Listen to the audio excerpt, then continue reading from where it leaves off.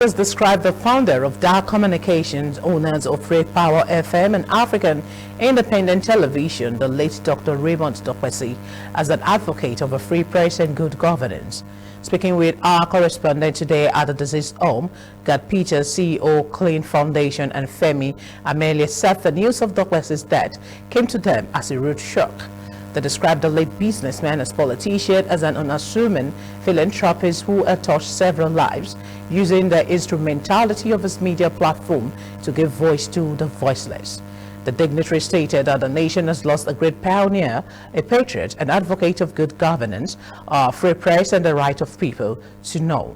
Also speaking, Dr. Felix Osamaje and Honorable Peters Akpatson recalled Dokwesi's impact to the media, encouraged young Nigerians to emulate Dokwesi's diligence, modesty, and passion for people.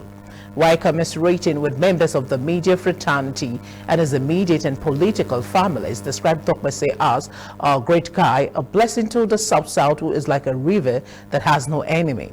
They commended the late media mogul, saying he was a trailblazer, he pioneered the first privately owned television and radio station in Nigeria. He gave us key ingredients of democracy, stressing that good men like him are rare. Would have fought for democracy. And when you talk about democracy, you're talking about good governance. I remember at one point in time, the only private station we had in this country was AIT and Dark Communication. And so it was a platform that we used to advocate for good governance, for justice, and for police reform, which the organization specializes on. And I dare to say, not because of AIT and Dark Communication and the media we enjoy, probably as an organization we wouldn't have gotten the kind of visibility and presence that we have. So it's a loss to us, it's a loss to Nigeria, it's a loss to Africa.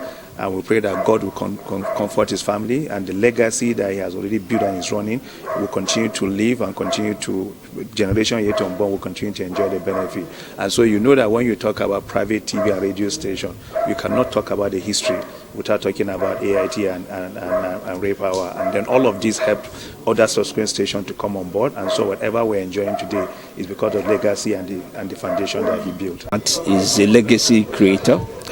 He created the modern broadcasting industry that we've all grown into. He has paved the way for a lot of broadcasters, alongside with our AIM group leader, Aminu Musali.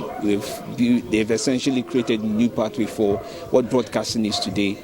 We would always remember him as such. His legacy would always be the foundation for what the future broadcasting will be in this country. About the media industry, because that's my area, because when we look back at his pioneering work, especially in the area of private radio and television in Nigeria, you know that this is a big loss. Because in any sphere of human endeavor, you always want to follow the pioneers, people who have done things, whose footsteps you can emulate to look forward to doing what you want to do, and hopefully use them as the compass of where you are going to in the future, so you don't have to reinvent the wheel. So to lose somebody like him, obviously, is a great loss, not only for the media in Nigeria, but for the whole nation. To all of us, we are actually from Akukwedo in Edo North, the district where he comes from. His death reminds us of a whole lot of things. One, he was a pace setter in so many areas. He was a first recorder, first in virtually every facet of life. And like the son said, he was a great father. So too was he as community leader and political leader. And he has made it very clear that giving back to community is a virtue that everybody should embrace.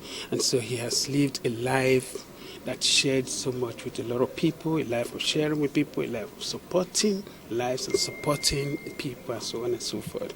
So this is, one of the remarkable things that he did in life. And again, we are all aware that he was a community builder and a man that, paved the way for a lot of people in life.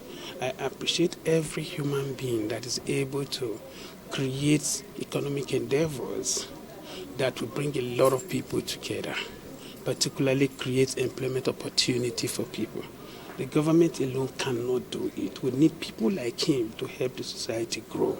We need people to set up businesses, to employ Nigerian people. He did so well in that aspect. We need people to promote community, living together. He did so much in that, aspect, and he was a philanthropist.